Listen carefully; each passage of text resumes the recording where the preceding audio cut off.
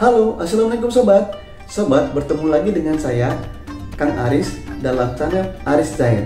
Channel yang asik yang akan berbagi tips, motivasi, dan nilai kehidupan. Sobat, Tuhan menciptakan kita berpasang-pasangan, laki-laki dan perempuan.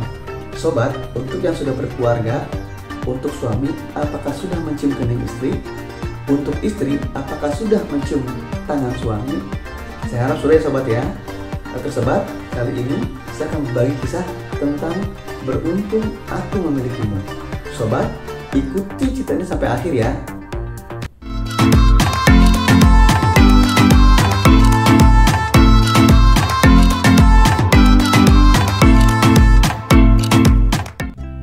Sobat, hari itu saya rencana pulang ke kampung dengan menggunakan kendaraan umum, yaitu bis. Saat naik, ternyata sudah penuh. Saya duduk di samping seorang laki-laki parubaya bertubuh besar, kekar, dan di tangannya ada gelang akar bahar. Saya berpikir, wah, preman, atau paling tidak mantan preman. Saya pun duduk dan akhirnya saya memberanikan diri untuk berkomunikasi dengan beliau. Ternyata bapak ini orang yang ramah dan suka bergurau. Kami bercerita panjang lebar sepanjang jalan mengenai kondisi di kota Jakarta dan di kampung kami. Sampai akhirnya kami bicara masalah keluarga. Saya bertanya pada beliau mengenai istri dan anaknya. Beliau menyampaikan jika beliau memiliki seorang putra yang sudah berusia 11 tahun. Kemudian saya bertanya tentang istri beliau. Dan beliau menyampaikan bahwa istri beliau sudah meninggal dunia. Saya pun berkata, oh maaf, tidak ada maksud saya untuk menyinggung perasaan beliau. Beliau menyampaikan tidak apa-apa. Kemudian beliau menceritakan kisah hidup beliau. Beliau itu lahir di kampung dan besar di kota Jakarta. Beliau memiliki pergaulan yang cukup luas, bahkan sampai salah pergaulan. Saat itu di Jakarta ada kerusuhan dan beliau pindah ke pinggiran ibu kota. Di sana beliau bekerja di sebuah sekolah yayasan. Beliau berkenalan dengan seorang wanita yang bekerja di sebuah pabrik di kota tersebut. Ternyata Allah menuliskan bahwa perempuan itu adalah istri beliau. Kemudian beliau menyampaikan keseriusannya kepada wanita itu untuk menikahinya. Sobat, sambil mendengar cerita ini, jangan lupa subscribe dan share cerita ini ya sobat kepada orang yang kalian cintai. Oke, akhirnya si wanita ini pun menerima lamaran beliau dengan syarat beliau harus bertaubat dari perbuatannya. Karena sayangnya, akhirnya beliau pun menyanggupi permintaan sang istri atau sang calon istri. Singkat kata, mereka menikah dan bahagia. Mereka tinggal di sebuah kontrakan di kota tersebut. Mereka makin bahagia ketika Allah memberikan mereka momongan, yaitu jabang bayi di perut sang istri. Ternyata pada saat itulah Allah menguji mereka. Allah memberikan sang istri sakit. Pada kehamilan keempat atau bulan keempat, sang istri mengalami sakit, kaki kanan tidak bisa digerakkan dan kaki kiri mulai hilang rasa. Sang suami akhirnya menjadi tulang punggung satu-satunya di keluarga itu, dan mereka tetap berjuang untuk mempertahankan janinnya. Mereka tetap sering atau reguler ke dokter kandungan. Sang suami menggendong sang istri ke motor, kemudian membawanya ke dokter, dan begitu pula sebaliknya. Begitu pulang ke rumah, digendong dan simpan lagi di kasur. Dalam perjalanan berikutnya, keluarga suami mulai kasak kusuk dan bicara pada si suami. Untuk apa engkau merawat wanita itu? Kenapa kau tidak mencari lagi wanita lain? Tapi sang suami menyatakan bahwa dia tetap setia pada istrinya. Berjalan, kondisi istri semakin buruk. Akhirnya keluarga istri pun menelpon beliau dan menyampaikan agar sang istri dibawanya ke kampung untuk mereka rawat. Karena kondisi di kota itu semakin tidak kondusif, akhirnya beliau pun menyanggupi untuk mengirimkan sang istri ke kampung. Pertama, beliaunya pulang setiap 2 minggu sekali. Karena kondisi istri yang semakin memburuk, akhirnya dia pulang setiap minggu. Karena kondisi yang semakin memburuk, akhirnya beliau pun pulang setiap minggu, dan akhirnya beliau pun mengundurkan diri dari bekerja di sekolah yayasan Islam tersebut dan pulang kampung untuk mengurus istrinya.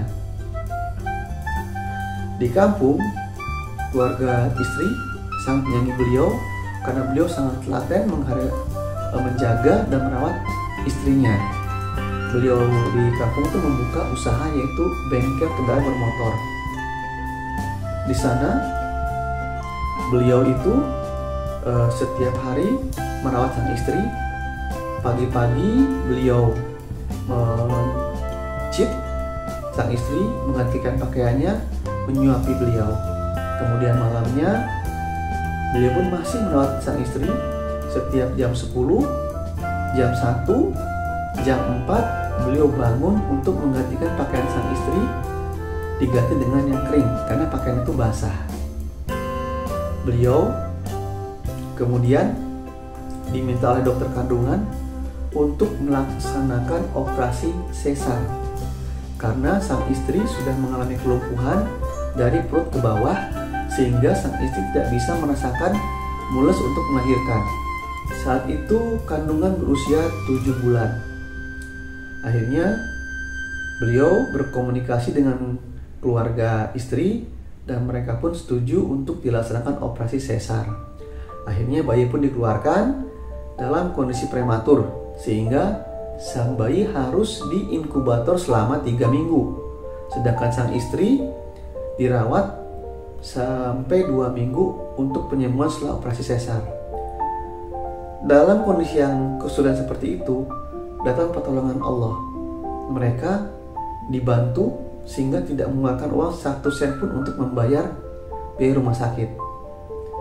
Di sisi lain, beliau merawat sang istri sampai 10 tahun lamanya. Ketika kondisi si istri semakin buruk, keluarga istri menyatakan kepada beliau, jika beliau ingin mencari pasangan lagi, mereka ikhlas tidak akan menahan beliau. Di sini beliau menyampaikan bahwa beliau masih sayang dengan istrinya, sehingga beliau tidak mau meninggalkan sang istri. Sampai pada suatu malam, pada saat hari itu Allah akan memanggil beliau, sang istri. Sang istri bicara pada suaminya, "Bang, abang ikhlas. Bang, maaf, abang ikhlas. Bang, abang ikhlas." Si suami menyatakan, "Ya, bang ikhlas." Setelah itu sang istri pun tertidur. Dia tidur sampai pagi, bangun dan tidur lagi. Akhirnya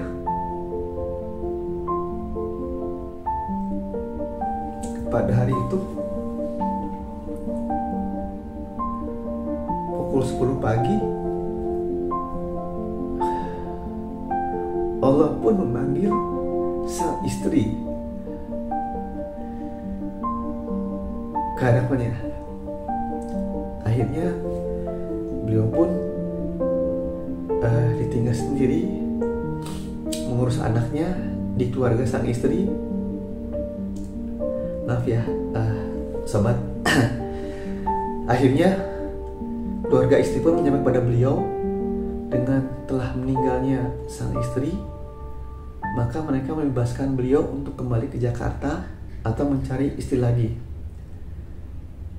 Sampai saat itu beliau menyatakan bahwa beliau ingin tinggal di kampung, merawat anak beliau, tetap di keluarga itu. Ya, sampai sekarang beliau masih sendiri di keluarga itu, dan sang anak sekarang sudah usia 11 tahun. Sobat, beliau menyampaikan bahwa yang membuat beliau kuat adalah iman. Oke sobat, inilah cerita seorang teman yang luar biasa ketabahan dan kesabarannya. Oke sobat, sampai situ dulu sharing saya. Semoga ini bermanfaat. Dan sobat, jangan lupa subscribe and share cerita ini jika bermanfaat. Dan sobat, bersyukurlah jika kau punya pasangan. Sayangilah pasanganmu, hargailah pasanganmu, karena kau tidak tahu sampai kapan akan bersama dengannya. Oke sobat, sampai sini dulu. Wassalamualaikum warahmatullahi wabarakatuh.